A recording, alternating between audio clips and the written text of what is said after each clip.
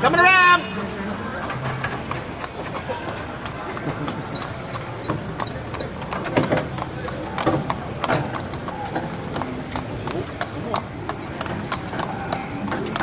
You got it already. Oh, he does this all day long. Can we get some apples? I got carrots. Okay. Up, go. Come on. There you go. Up, let's go, baby. All right, guys, so we are rolling through the French holding company that nearly tanked the French economy at the time. Basically, New Orleans was founded on a pyramid scheme. Wow. It's been all downhill ever since. So.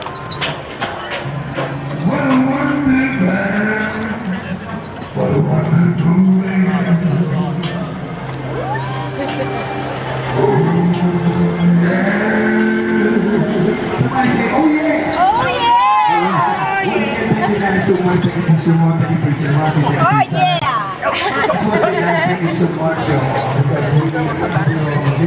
Alright, y'all.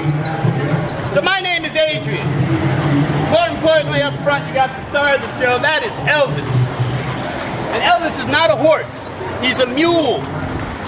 And for anybody that's curious, mules are half horse and half donkey. So his mama was a horse, and his daddy was a donkey. And that's the only way you're gonna get a mule, because one mule cannot make another mule. They are sterile creatures. Yeah. Because they're a hybrid. They're like a liger. And I promise that's my only Napoleon Dynamite reference on this whole tour. Order, my friends, on my birthday. In the Catholic course. So the reason why we use mules here exclusively for the buggy rides is because they are smarter, stronger, more sure-footed, more even-tempered, and most importantly, more durable in the heat than either of his parents. Yeah, much like myself. So,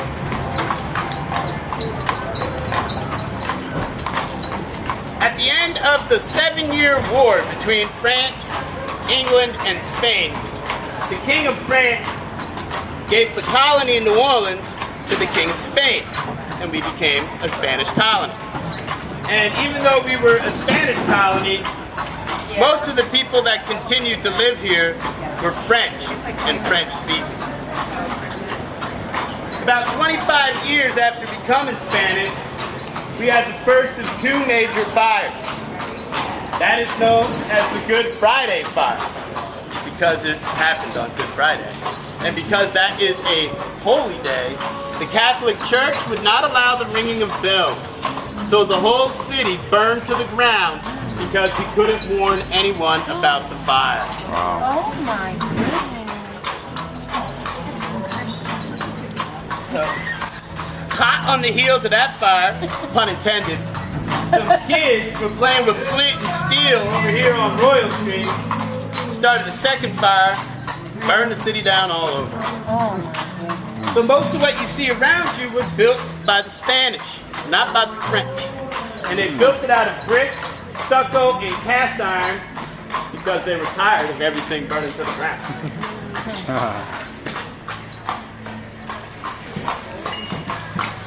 Scoop fire. Go ahead, baby. I'm sorry. Thank you. You're welcome. So these are original after the fire Spanish. What year were those built? Depends. Or around the time? Well, so the last fire was 1794. Come on, baby. Look. Yeah, most of these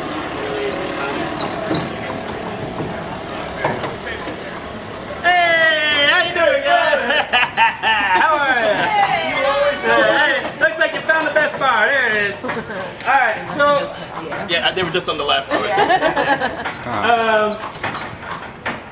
So we have indeed had our share of fires here in New Orleans. And for as many fires as we've had, we've probably had 3 times as many floods. And the most famous flood in recent history is obviously Katrina. Katrina took place in August 2005. One of the many nicknames for New Orleans is the Crescent City, because we're built into the bend of the Mississippi River in the shape of a crescent. But we're also kind of shaped like a bowl. And we are at the top, with the tip of the bowl, here inside the French Quarter. And then the city slopes down and in towards neighborhoods like Central City. So whereas we got no water at all here in the quarter, Central City got over 20 feet. With Hurricane Katrina. Yeah. Wow. And so, and 20 feet, give you guys an idea, it's like over the bottom of this gallery. And a third of New Orleans is under 20 feet of water. Wow.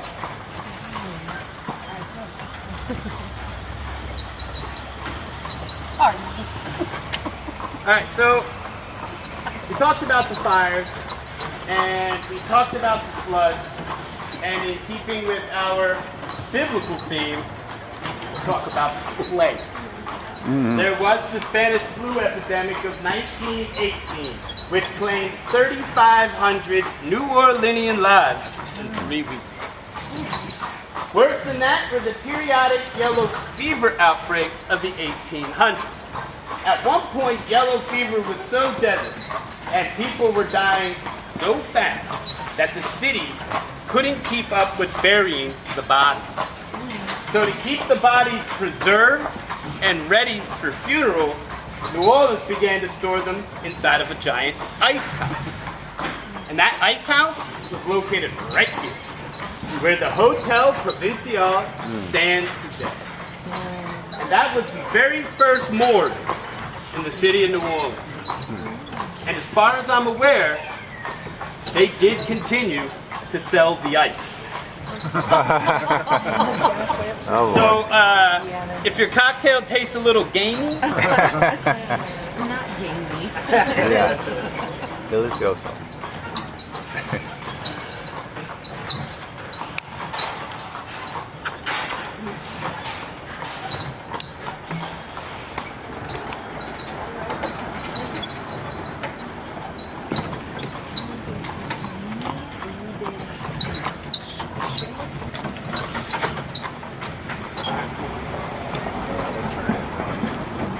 that's it.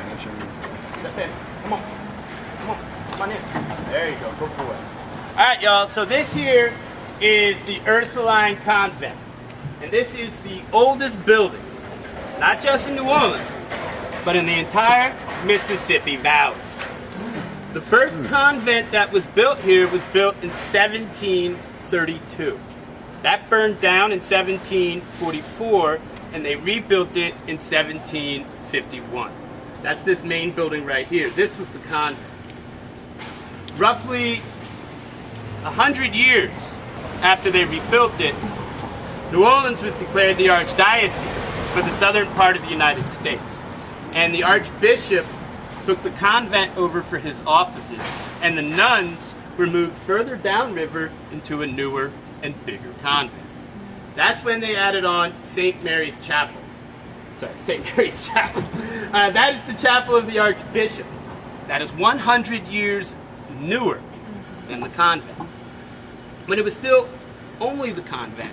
The nuns were remarkably progressive for their time. They established a small hospital here because they believed in tending to the body as well as the soul. And they also started one of the first schools in the city, and it was a school for girls. So by the 1800s, most of the people in New Orleans that knew how to read, write, and do math were women.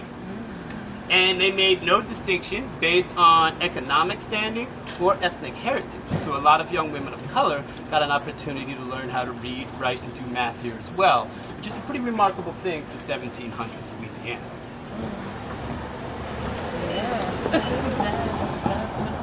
What you gonna do, boy?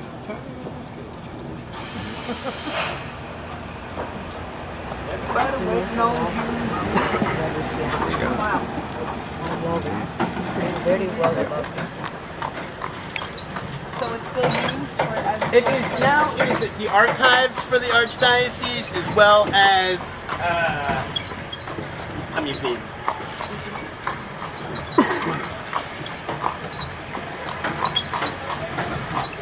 So, coming up on our left here, this is Beauregard Kai's house, named for General P.T. Beauregard, who was a Confederate general in the Civil War, famous for winning the very first battle in the Civil War at Fort Sumter. He only lived in that house for about a year and a half, maybe 2 years, but they went ahead and named it after him anyway as the most famous occupant because marketing has always been a thing. 20 minutes. Right at the end, right where you were. That great big church, is it? Yeah, it's right at the A lot of your roads are like this. What? So many, like 80% of the Yeah. Absolutely. And then, like, it was really funny. They figured out where 20 minutes. French president came to visit last weekend. Yeah, he was here from home, and they figured out where he was going to be, and they just put patches in all the spots. I'll show you one of the spots they did it. Just for optics. Yeah, just so that when they walk by, he wouldn't be like, what the hell are y'all doing? Something like that. Exactly. So coming up on our right here, this is. Don't right up to the curve there, partner. Just a cut. Coming up on the curve here, coming up on the street here, this is what they call a Federalist or an American style home, and these are really popular uptown in the Garden District. But the only ones like this you're going to find inside the quarters. They started building this style in the 1830s and continued to the end of the Civil War. And the big American innovation is that they pushed them back off the street and got a front porch and a front yard. Because if you look here, the Spanish built everything flush to the sidewalk because they built courtyards. So for the Spanish, this is very much like the back of the house. And everything is built facing in to overlook the courtyard. Whereas the Americans built everything facing out to overlook the street. Yeah, so it's simply a difference in perspective and worldview.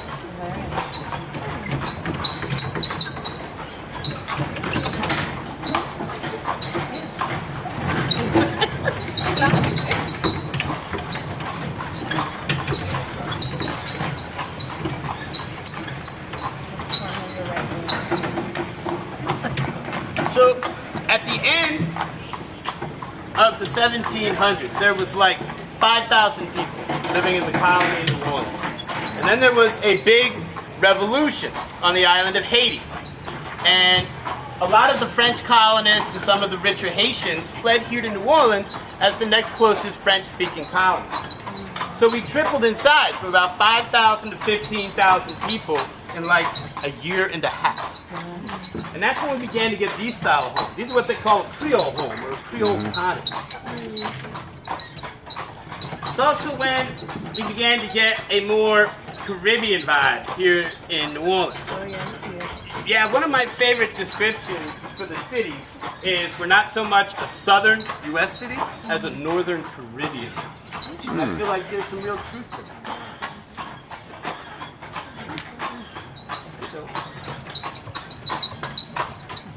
Living a life, man. A retired life. An accident who acts.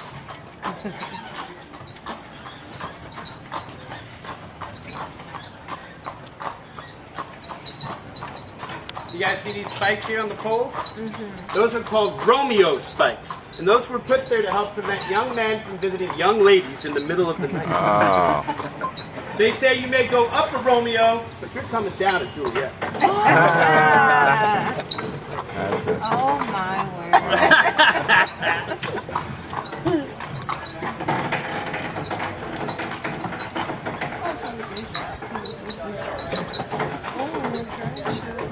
Yeah, the Golden Lanterns are funny. They have the standing policy there that says if you bring an AA chip, they give you a free beer. Horrible. Wow. That is terrible. It's pretty amazing. Yeah.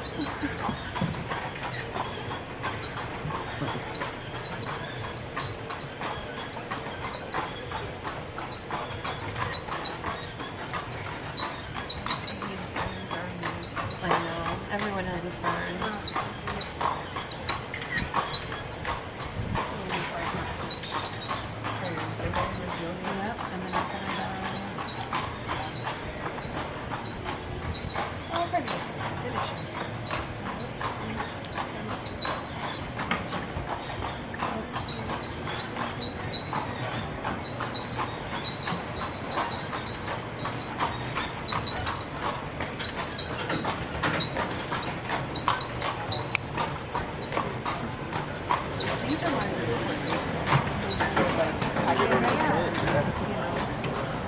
They have the I mean, that's what the street name for wherever they was famous in Hollywood. right. But it's Calle Street. Oh, So, okay. you all see this big gray house here on the corner? That is the Lalaurie Mansion. And that is considered the most haunted house in all of New Orleans. This house was built in the 1830s by one Delphine Lalaurie. And she built it along with her third husband, using the money from her two previous husbands. And by all accounts, she was a debutante. She liked to party and have a good time. And one night, while they were throwing a party, a fire broke out. And they quickly went around and put out the fire. Then they started looking for where it started. And when they went up into the kitchen, they found a woman chained to a stove. They asked her, they said, "Did you start this fire?" And she said, "Yes, I did." And they were like, "Well, why would you start a fire?" She said, "Because I was told by Madame Lalaurie that at the end of this party, I was getting sent up to the third floor. And once you get sent up to the third floor, you don't come back. Well, now everybody at the party wants to know what the heck is happening on the third floor. So the whole party walks upstairs. And what they found was absolutely heinous. She had been torturing and murdering her slaves up there for years. And we're not going to get into all the gory details, but suffice it to say, it was incredibly brutal. So obviously, justifiably, the people in New Orleans were pretty upset. They'd all been hanging out and partying with this crazy girl. And word starts to go around, and word's going around, and after about 3 days, a giant crowd of people starts to form on the corner. And they're going to put an end to Delphine Lalaurie. She'd gone way too far. Well, Delphine was no slouch, and she knew which way the wind was blowing. So she quickly hitched up her carriage, and she busted through the gate, and she crashed through the crowd of people, and she made her way down to the river. She got on a boat, sailed to France, and disappeared forever, never being prosecuted for her crime. If any of y'all ever watch American Horror Story, Kathy Bates plays her in the 3rd season. Wow, that's it. So that's her name is Delphine. what is her name? Delphine? Delphine Lalaurie. Yep. I definitely She was a French woman. She was Very French. crazy woman, yeah. So the second most famous person to have owned this house was, of course, Nicolas Cage. Nicolas Cage. Yes. Ah, the Yeah, actor. baby, good. Nicolas Cage Nicolas bought Cage this house in the early 1990s. And he had it until the tax man took it away from him in the early 2000s. Okay. He claims that this house is so creepy, he could only spend one night in it. And after that, he had to rent a second house around the corner for a place to sleep. Wow. He also claims that ever since he bought that house, he has suffered from the Lalaurie curse, and his career has taken a nosedive. Yeah. Wow. Which could That's be not true. Lalaury's It could be true, or it could have been the drugs, the alcohol, and the Right. poor life. Yeah. I mean, who's to say, y'all? Yeah. Some mysteries aren't meant to be solved. Right. Yeah. All right, baby, pull in, let this car go.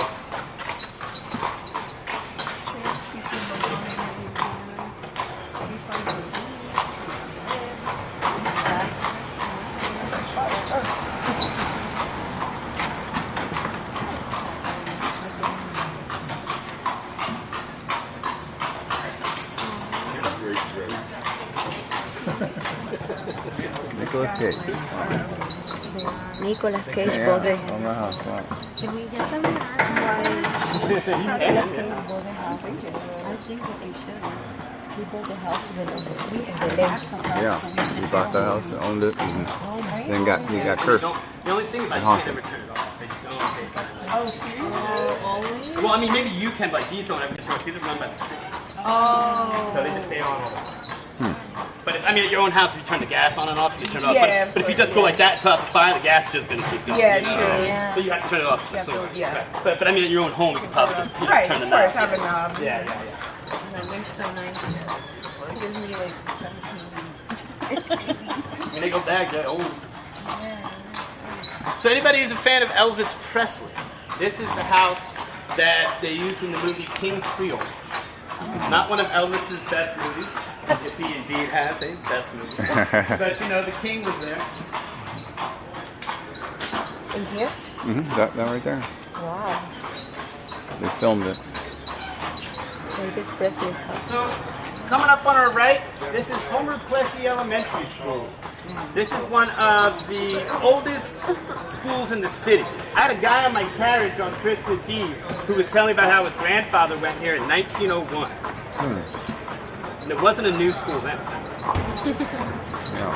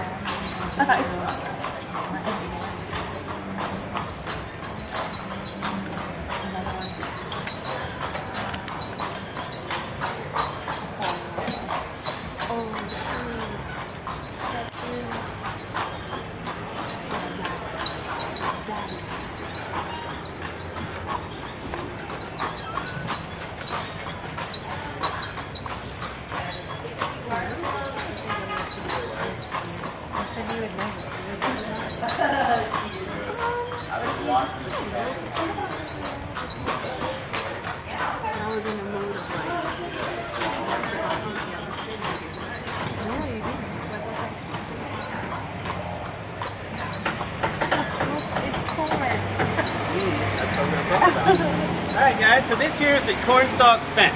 Absolutely gorgeous. Made out of all wrought iron, obviously to look like growing stalks of corn. And it was something that you ordered out of a catalog back in the 1800s and had mailed to you. You know? There's another one just like it uptown in the Garden District. I think they're pretty cool. So you think there's only 2 in the whole city? There's definitely only 2 in this one. There's probably only 2 in the world. I've heard of people say they've seen them in person. Like, Alright, chill. Elvis will step on you.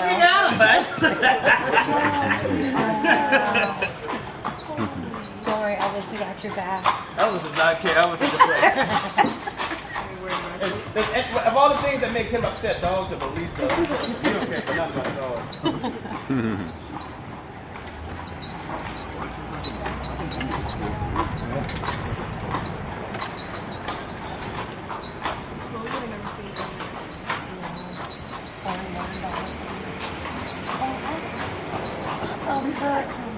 Do you see the dust, baby? The dust, baby. So, this is Royal Street we're on, guys. Absolutely beautiful. You have these really amazing art galleries. You've got funky little clothes stores like the Red Lantern. And further down, you have some really great antique shops. And it's just a wonderful street to wander up and down and do some window shopping or even some real shopping if you're so inclined. And it provides a very pleasant alternative to the lunacy going on one block over on Purpose.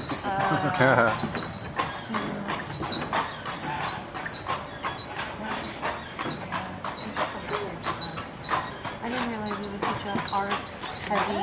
Yeah, this whole street with antiques and all kinds of crazy jewelry. And this is the street. Vampire Cafe. Vampire Cafe.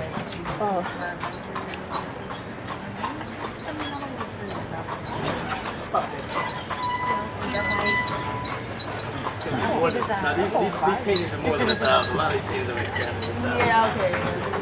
But they're fun to go look at. Come on, baby. I mean, I go look at them and I was like, yeah, it'd be cool if I had 10 grand to go buy this thing. But a lot of them sell prints too, though. Like you can go there. Okay, yeah. Oh, perfect. Yeah, you can get a print for $50. There you go. I don't need original. Right. I'm not a collector. But yeah, then just go get another $20 print from Walmart. You're good to go. You're good to go.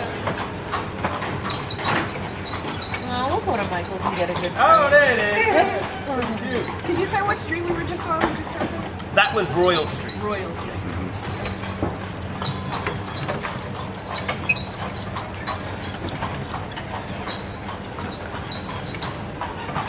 So, Coming up on our right, this is the presbytery. This was originally the dormitory for the priests. This is where they slept and where they lived. And Cell phone tower.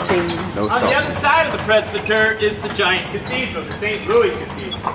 And that is the oldest operating cathedral in the United States.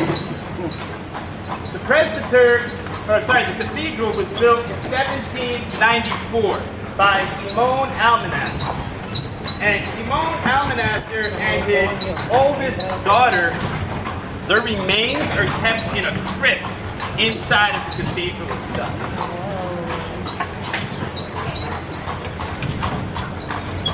Just to add to all the other creatures here.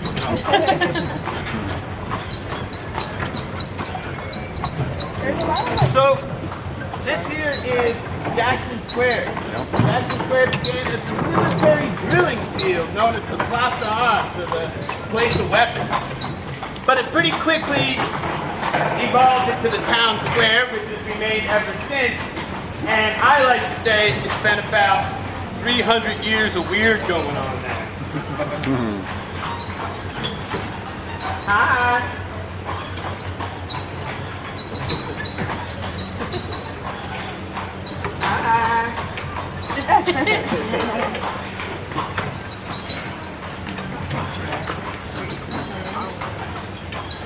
Why they painted them.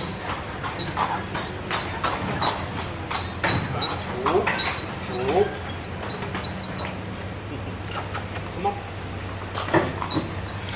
Get that car.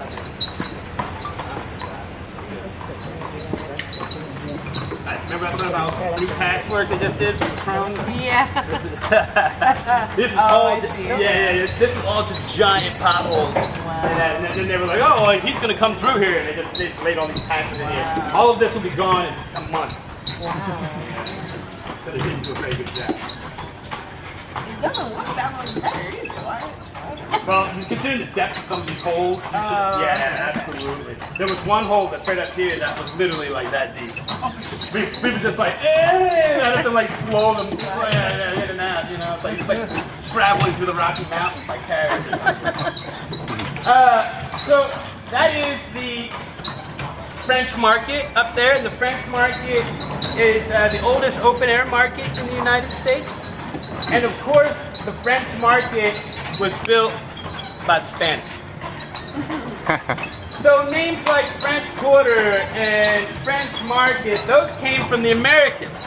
Because after the Louisiana Purchase, all these Americans began to move into the city. And they found a bunch of French folk living here, and they were like, oh, well, that must be the French Quarter and the French Market, and so on and so forth. The French did not call this the French Quarter. No. They called it the Rue Carriage, or the Old Square.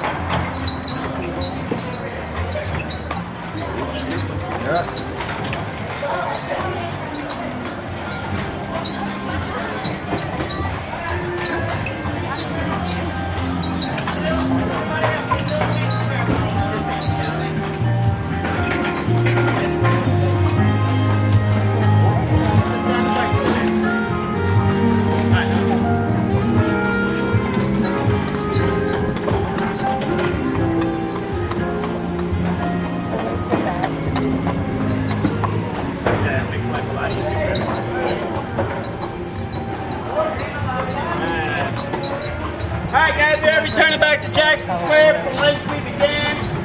I'd like to thank y'all for joining me today. Hope y'all had a good time. I know I did. I do feel obligated to let you know that my boy Elvis here has dreams and aspirations of becoming a model. So if y'all want to take his picture, have your picture taken with him, please do.